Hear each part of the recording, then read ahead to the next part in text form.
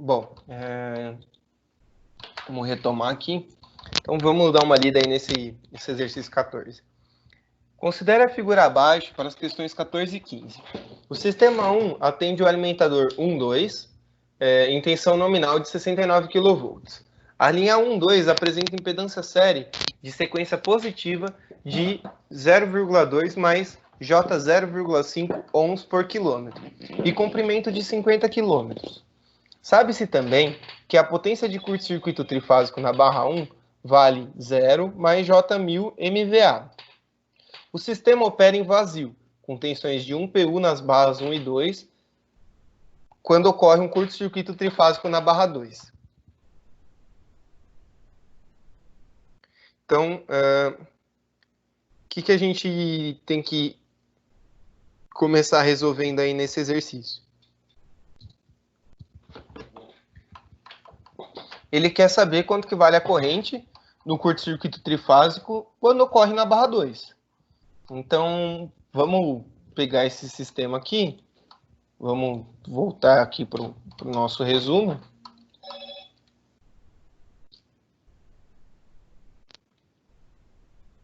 Opa.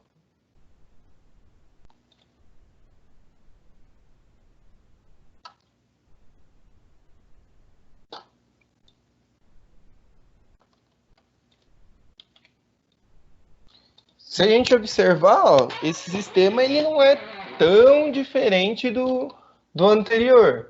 Né? Na realidade, o anterior ele tinha ali o sistema 1 que fazia alimentação, tinha aqui no caso um transformador variável, mas a mesma estrutura aí desse sistema de duas barras, tá?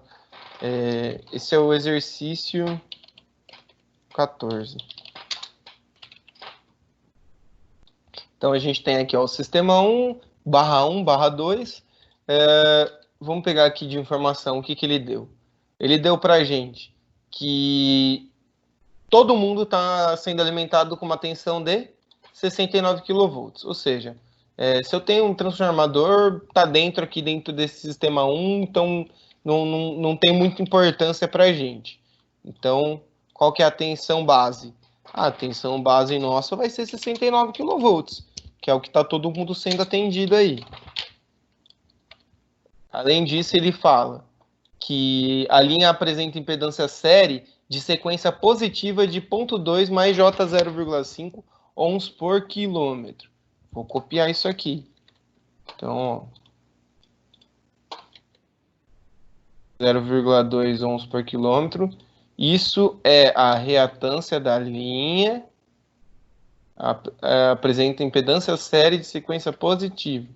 Então, a reatância linha a reatância da linha, no caso eu usei linha, né? Então, Z' de sequência positiva, que seria o Z' mais, é 0,2 mais J0,5. O que quer dizer essa sequência positiva? Na realidade, a gente tem a sequência positiva, a negativa e a sequência zero. Essas três sequências, elas juntas aí vão formar todos os nossos sistemas desbalanceados.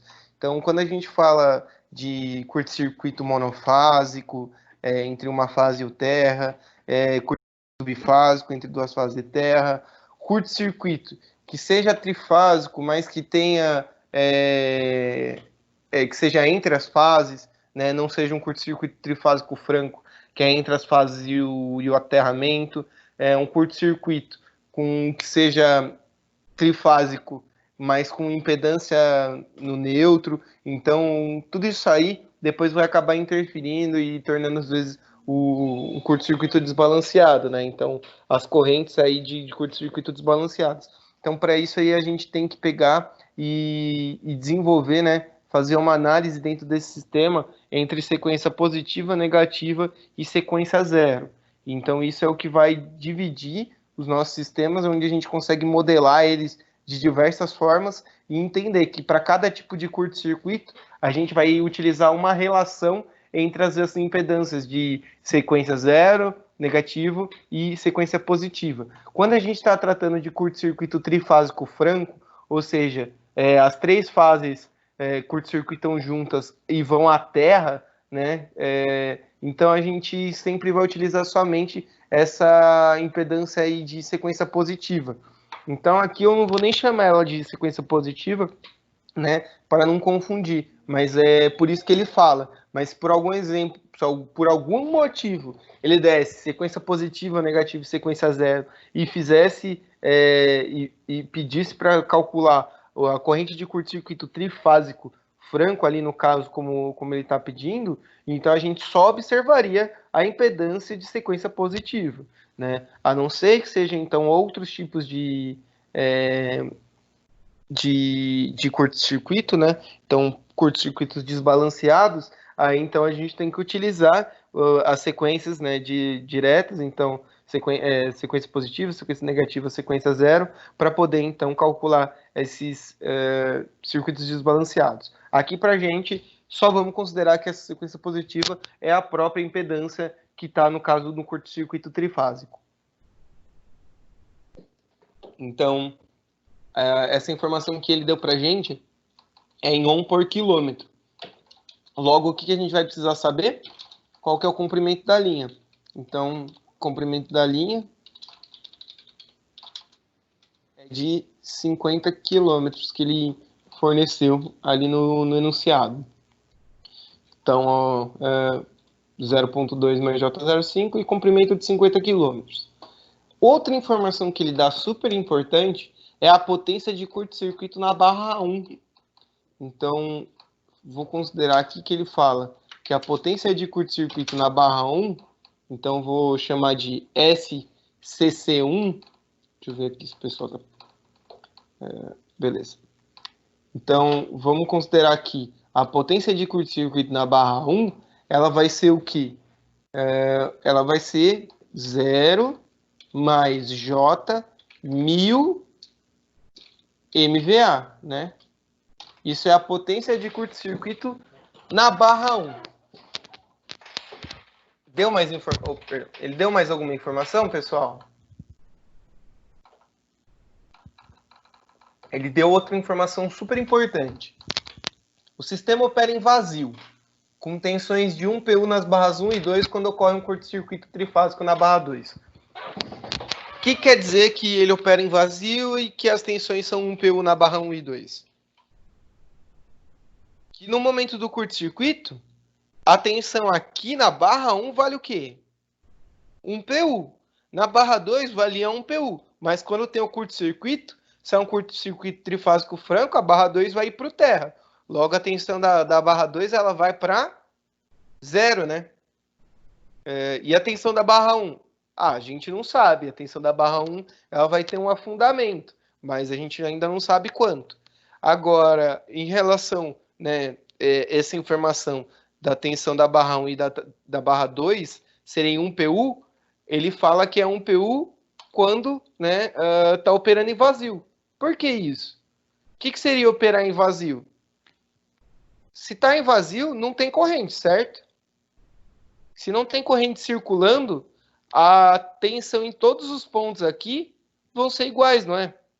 Se não tenho corrente aqui, a tensão que está aqui, se eu fizer diferença de potencial, a mesma tensão que está aqui, né? Então, logo aqui está 1 PU, aqui também está 1 PU. Então, quando a gente tem essa informação aí do sistema operando em vazio, ou seja, aqui está valor nominal, aqui está valor nominal, então logo, quanto que estava operando o sistema 1? A geração está nominal também, né? Então, é isso que a gente tem que observar. Vou refazer aqui, então, que eu vou redesenhar esse circuito considerando todas as minhas impedâncias, né, as nossas reatâncias desse sistema. Então, vou redesenhar ele aqui, ó. As informações que o circuito deu foram essas só, né? Vou aproveitar esse cara aqui.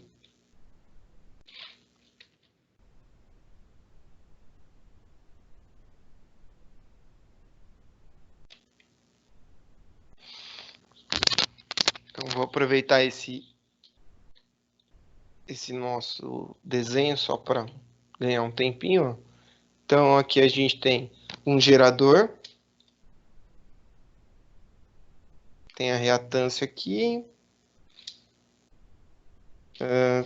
a barra 1 tá aqui, ó.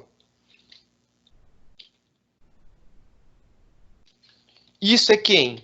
É uma reatância interna, né?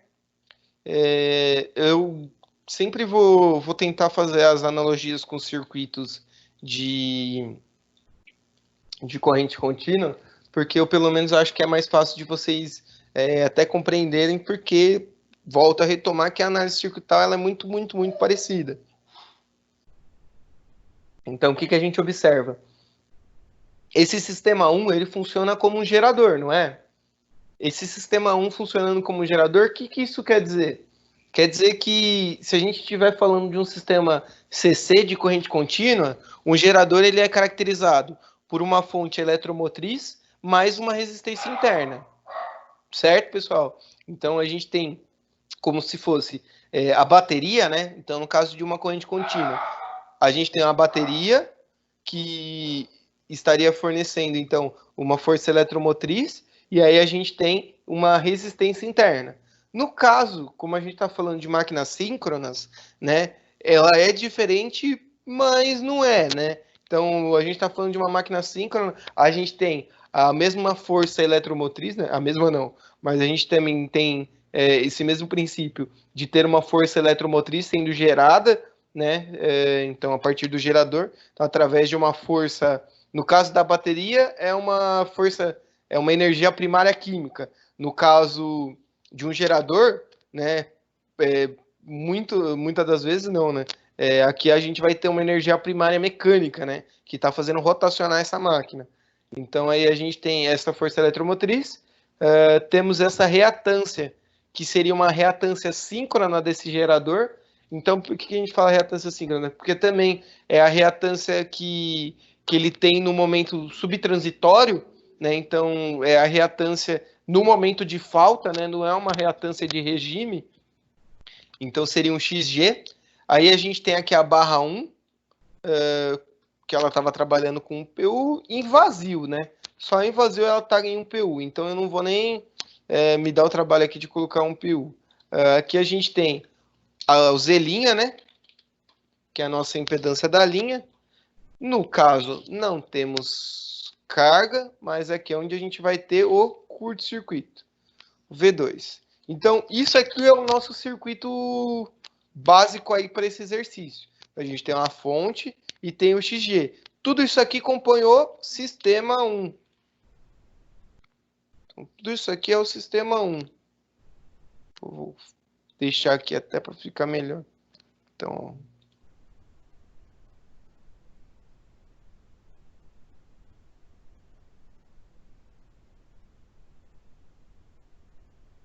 tudo isso é o nosso sistema 1. Então, ela tem um gerador ideal, né, vamos dizer assim, então a força eletromotriz e a sua reatância interna, que seria essa reatância síncrona ou subtransitória. Vamos considerar, então. A gente tem dois momentos. O momento onde ele tem uma falta na barra 1 e um momento onde a gente tem uma falta na barra 2. Né? Então, isso seriam as nossas faltas. Eu vou pegar aqui e fazer também mais ou menos aquela analogia do aterramento. Então, vou considerar uma falta na barra 1 seria isso aqui, e uma falta na barra 2 seria isso, e na barra 1 também, mesma ideia. Teria aqui um problema que curto-circuitaria, então, essa barra e jogaria isso para a Terra. O que mais que a gente ainda observa, então? Se ele deu para a gente a potência de curto-circuito 1, eu preciso avaliar o que é essa potência, o que representa essa potência. É a potência, então, que está sendo fornecida, vamos dizer assim, que está sendo consumida, né, nesse curto-circuito. Então, quando tem o curto-circuito na barra 1, a gente vai ter, vou abrir aqui um outro. outro desenho para a gente.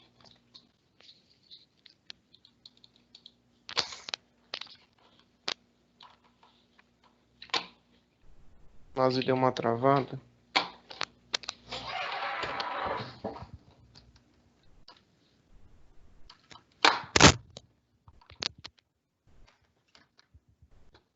Ixi, o mouse meu travou, só um minutinho.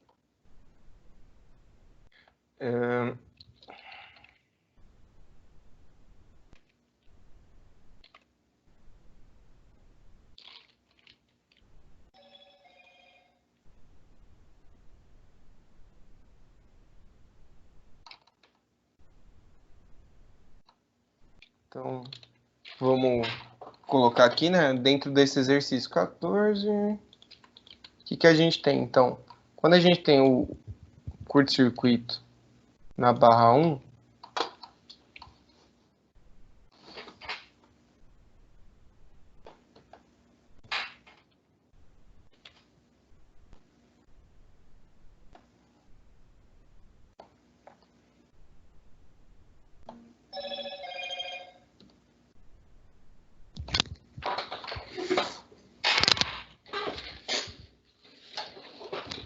então, curto-circuito na barra 1 seria isso aqui, né? Então, é quando isso acontece. Isso é o curto-circuito na barra 1. Já o curto-circuito na barra 2, então seria esse circuito aqui.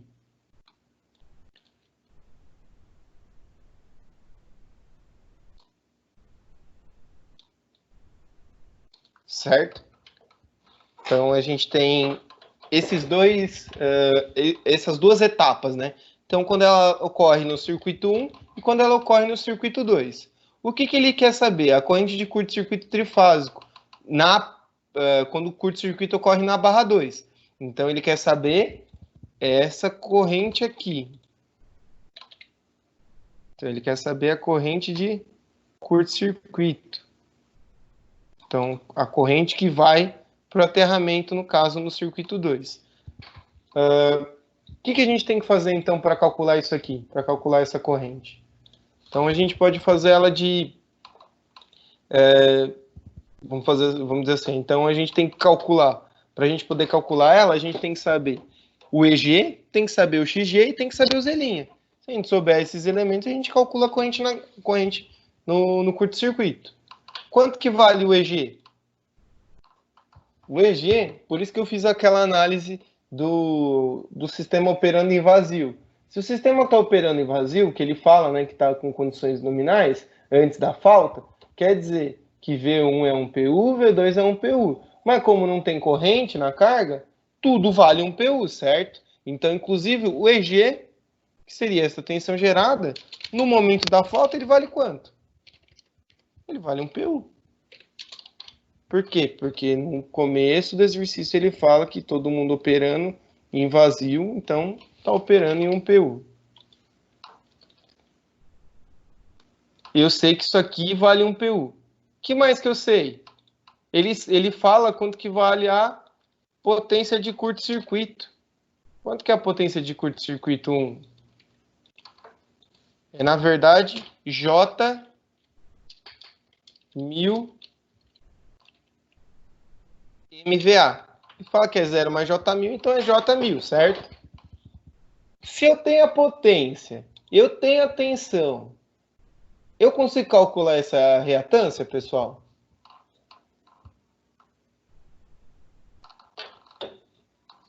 Se eu tenho a potência e eu tenho a tensão, eu poderia calcular, então, quanto que vale essa reatância, de que forma? Acabei de usar, então, essa equação, né? Então, vou fazer assim. Para fazer diferente, então, vou fazer que a nossa reatância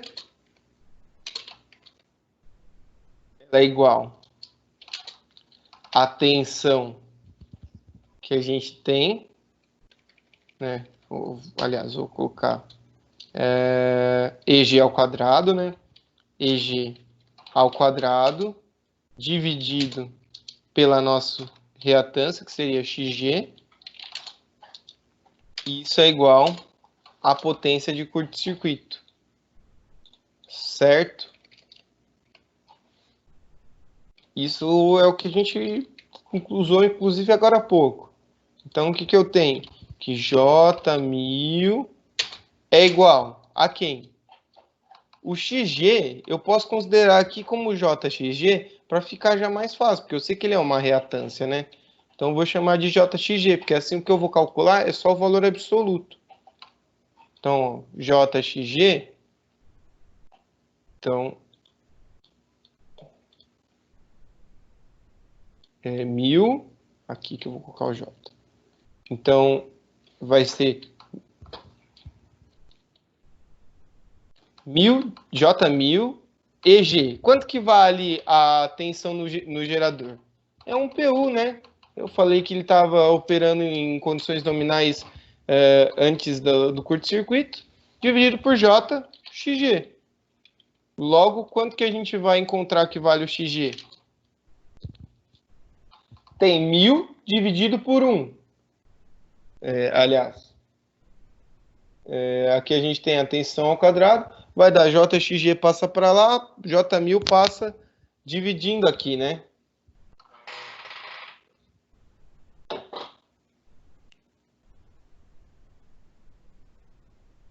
Tá certo isso aí, pessoal? Quanto que vai dar o XG?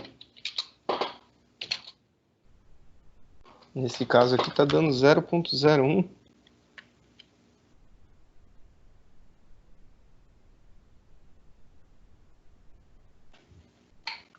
Tem alguma coisa... Vamos ver. Ah! Pessoal, eu não transformei a potência em PU, né?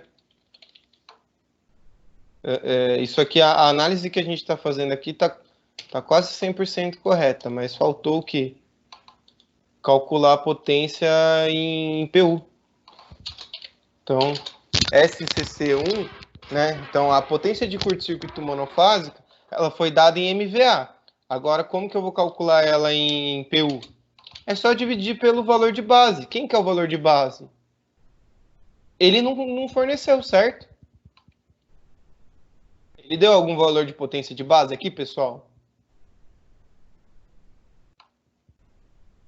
Ele não forneceu o valor de potência de base. Então, o que eu preciso fazer? Que eu vou escrever aqui, ó. Eu preciso definir um valor de potência de base. Definindo S base. Eu vou definir como 100 MVA. Porque é um valor que a gente tem que escolher. Não tem valor, aqui não tem valor certo ou errado, pessoal. Realmente a gente sabe que isso vai influenciar, mas ele vai influenciar todos os resultados. Então a gente precisa definir a base coerente, mas não tem problema. Se eu definir que a base é 1000 MVA, beleza, vai dar certo. Se eu falar que é 100 MVA, também vai dar certo. Se eu falar que é 10 MVA, também. O que eu estou querendo demonstrar? Que se eu considero que a base é 100 MVA, agora, ó, J1000 dividido por 100 MVA, para mim fica fácil, porque eu vejo que a potência de curto-circuito, ela é quantas vezes maior que a nominal? Ela é 10 vezes maior que a nominal. Então, isso é interessante para mim saber, né? Vamos dizer assim, eu estou fazendo uma definição que eu acredito que seja coerente. Por quê? Porque o curto-circuito ele vai estar em torno ali de 10 a 20 vezes o valor nominal. Então, poderia ter adotado, sei lá, 50 MVA como valor de potência nominal? Poderia. Mas aqui, como ele não fez objeção, né, a determinar quanto que seria esse valor, então eu estou definindo como 100 MVA. Agora sim, aqui é 100, aqui é 10 PU, né? Porque o 1000 dividido por 100 deu que a potência é 10 PU, então é J10 igual a 1 dividido por JXG. Logo, só a reatância, né, o valor em PU da reatância, desconsiderando já a questão da defasagem, vai ser o quê? 0,1 PU. certo? 1 dividido por 10. Então, o XG é 0,1 PU. Então, esse cara aqui a gente já descobriu. Então, ó, eu sei quanto que vale esse cara aqui. Agora eu vou escrever esses valores aqui embaixo. Isso aqui vale 1 PU. Isso eu já sei. Aqui eu já sei que esse JXG vale quanto? Vale J 0,01 PU. Certo? Isso aqui eu calculei agora. Que é o que? É a reatância síncrona, reatância subtransitória, né? É mais fácil falar que seria a reatância subtransitória do gerador, né? Desse sistema 1. O EG seria essa força eletromotriz do sistema 1. E quanto que dá o Zelinha? O Zelinha, ele deu a informação pra gente em ohms por quilômetro. Deu comprimento. Só que isso aqui é em ohms. Então, para a gente utilizar ele aqui no nosso cálculo, eu preciso saber quanto que ele vale em PU, né? Então, vou calcular ele aqui também em PU. Então, o que eu vou fazer? Calculando ele em ohms primeiramente. Calculando esse Zelinha em ohms. É só multiplicar por 50, beleza? 50 vezes 0,2. Então, vai dar 10. Mais J 50 vezes 0,5 dá. Então, 50 vezes 0,5 dá 25 também. Então, 10 mais J 25. Isso em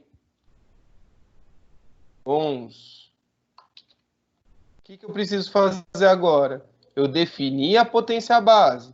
Já vou aproveitar aqui, ó. O V base é quanto? V base é a única coisa que eu preciso adotar igual ao que ele falou. Porque ele falou que todo o sistema está em 69 kV. Por que eu vou adotar uma tensão diferente dessa como base? O valor nominal é 69, né? Então eu tenho que adotar o valor de base como 69. Agora eu quero calcular a corrente de base não, né? Na verdade eu vou precisar da corrente de base para depois multiplicar pela corrente de curto-circuito. E vou precisar também da corrente de... eu vou precisar também da impedância de base para poder dividir pela impedância da linha. Então vamos fazer um de cada vez. E base vale quanto? A corrente de base é 100 MVA dividido por quem? Raiz de 3 vezes 69 kV. Quanto que dá essa corrente de base?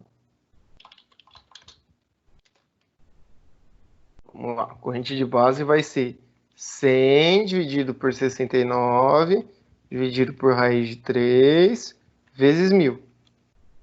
836,74. 836,74 amperes. Isso é a nossa corrente de base. E quanto que vale o Z base? O Z base é o quê?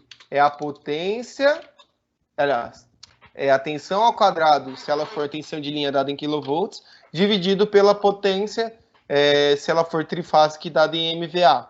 Então, a gente tem que a impedância de base, ela é 69 ao quadrado, dividido por 100. Então, o Z base,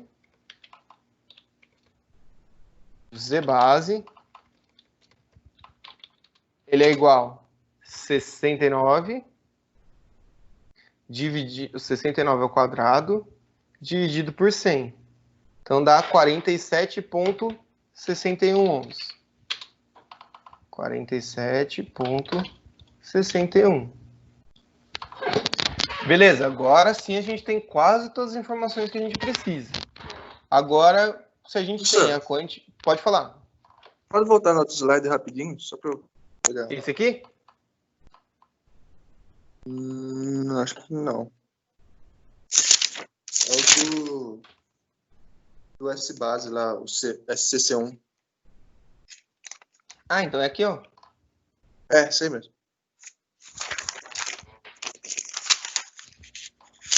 XG deu 0,1, né? Isso aí. Isso, XG deu 0,1. Obrigado. Nada. Vou aproveitar aqui, ó. Aqui eu tô com espaço. Eu já tenho Zelinha, já tenho Zbase, eu já vou converter ele para PU. Então, vou pegar aqui, ó, meu Zelinha. O Zelinha é 10 mais J25 dividido por quem? Dividido pelo valor que é o valor de base. 10 mais J25 dividido por 47,61. Então, quanto que dá o Zelinha? Zelinha é igual 10 dividido por 47,61, que dá 0,21, mais 25 dividido por 47,61, dá 0,525. Como dá 0,5250, daria isso aqui, ó. Vou levar dessa forma para evitar problemas com aproximação. Então, pessoal, vou até levar dessa forma. Então, o Zelinha é isso aqui. Isso aqui em PU, né? Então, agora eu transformei já o Zelinha para PU. Se o Zelinha já tem o valor de PU, eu vou escrever ele aqui. Então, meu Zelinha é 0,21 mais J 525. 0,525. 0,525. Tudo isso em PU.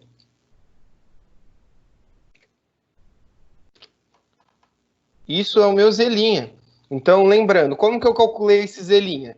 Primeiro, ele deu informação para mim de quanto que valia a impedância em ohm por quilômetro. Por que a gente sabe isso? Bom, se eu sei a característica do condutor que eu estou utilizando, se eu sei a característica do condutor, se eu sei a característica de como que é a disposição geométrica entre os condutores, eu sei também as mútuas, sei tudo mais, então eu consigo calcular quanto que vale essa impedância da linha. Beleza. Então eu sei a impedância da linha de ohm por quilômetro. Sabendo quanto que é o comprimento da linha, eu multiplico e eu tenho a impedância total da linha. A impedância total da linha dividido pelo valor de base, então vai dar para a gente 0,21 mais J 0,525. Agora, pessoal, se vocês olharem isso aqui, tá relativamente tranquilo. Porque o que eu quero calcular? Eu quero calcular essa corrente aqui. Então, vou escrever aqui. Eu quero calcular a corrente de curto-circuito 2, que seria a corrente de curto-circuito trifásico, considerando o curto aí na barra 2. Então, para calcular isso aqui, o que eu preciso fazer? Eu tenho duas impedâncias. Uma puramente reativa e a outra que é uma impedância mesmo. O que eu tenho mais? Eu tenho a força eletromotriz aqui, né? Então, nesse caso, um gerador que tem um PU. Essa corrente de curto-circuito, ela é uma corrente série, né? A corrente que está aqui, ela está passando nas duas reatâncias, né? No caso, na reatância e na impedância, nas duas impedâncias. Então, se eu fizer um cálculo aqui por análise de malhas, análise de tensão, analisar queda de tensão entre esses dois elementos, o que eu vou ter? Que se eu somar essas duas impedâncias e multiplicar pela corrente 2, isso tem que ser igual a quem?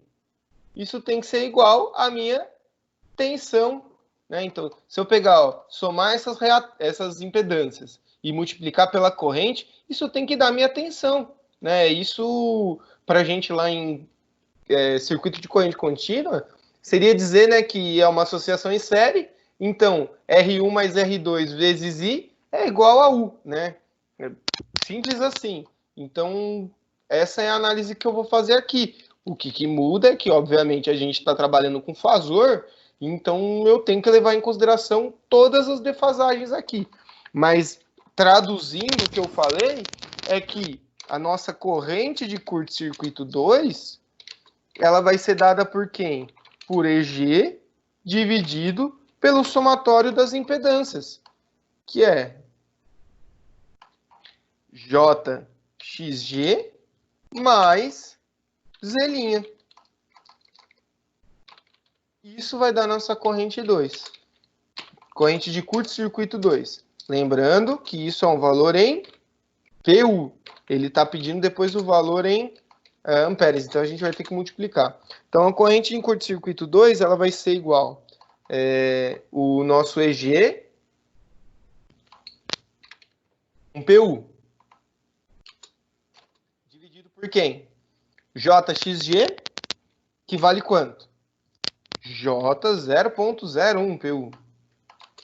Mais o Z', que vale quanto? 0,21 mais J 0,525. Isso tudo é a nossa corrente de curto-circuito 2. Corrente de curto-circuito 2, ela é igual. Deixa eu aceitar aqui o pessoal. Corrente de curto-circuito... Pode falar. JXG, né? 0,01. É 0,01. 0,1, perdão. Tá certo, é 0,1 só mesmo. Beleza. Então, a corrente de curto-circuito 2 é 1 dividido por quem? 0,1 mais 0,525 e o 0,21 se mantém intacto. É 0,21 mais J 0,625. Corrente de curto-circuito 2, ela é igual a quanto? Corrente de curto-circuito 2, ela vai ser... Agora eu tenho que fazer essa divisão. Então, para eu fazer essa divisão, o ideal é a gente fazer a conversão para polar, né? Então, vai dar 0,21 ao quadrado mais 0,625 ao quadrado, raiz de tudo isso, vai dar 0,66. Então, 0,66 com ângulo. O ângulo vai ser o quê? Arco tangente de 0,625 dividido por 0,21, 71,42 graus. 71,42 graus. Então, corrente de curto-circuito 2 vai ser igual. Agora tá fácil, ó, 1 dividido por 0,66. 1 dividido por 0,66 dá 1,5151. 1,5151. Vou escrever aqui a dízima. Com um ângulo de quanto? O ângulo de menos 71,42 graus. Isso é a nossa corrente de curto-circuito em PU. Agora, se eu quero saber o valor dela absoluto, corrente de curto-circuito 2 é igual a 1,5151 vezes quem? Corrente de base. Quanto que deu corrente de base? 836,74. Então, 1,5151 vezes 800 e... Opa, perdi, tá? 836,74. 836,74. Então, quanto que dá isso aqui? Corrente de curto-circuito 2 vai ser igual. Isso vezes 836,74.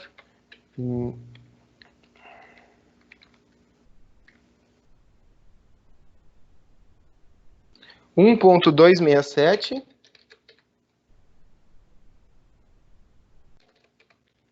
vírgula 74 amperes. Então, é 1.267,74 amperes. Isso é a nossa corrente de curto-circuito 2. Se eu quisesse calcular a potência de curto-circuito 2, o que eu teria que fazer?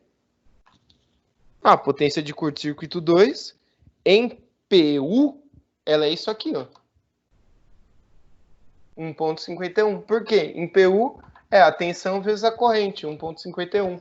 Então eu já conseguiria calcular direto quanto que vale essa corrente de curto-circuito na barra 2, né? Então essa potência de curto-circuito na barra 2. Né? Vou aqui só puxar o...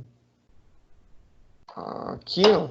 1,269 é o que ele chega mais próximo, né? O nosso foi 1,267. Então, é esse aqui, ó, 1,269. Alternativa aí. Então, o que a gente também consegue observar aqui, pessoal? Quanto que deu a potência de curto-circuito quando deu na barra 1? A barra 1 ela está muito mais próxima do gerador, certo? Então, quanto mais próximo do gerador, quanto mais próximo da fonte, né, geradora, maior é a potência de curto-circuito, ou seja, maior é a corrente de curto-circuito. No caso aqui, a minha corrente de curto-circuito, ou também a potência de curto-circuito, ela era de 10 vezes o valor nominal, quando ocorria na barra 1. Agora, quando ela ocorre na barra 2, ela é 1,50% da nominal. Ela é quase só um valor de sobrecarga, né? Ela é 1,50, ela é um valor mais alto, mas ela não chega a ser tão alta quanto, por exemplo, estava acontecendo isoladamente aqui na barra 1. Tudo bem, pessoal? Deu para dar uma visão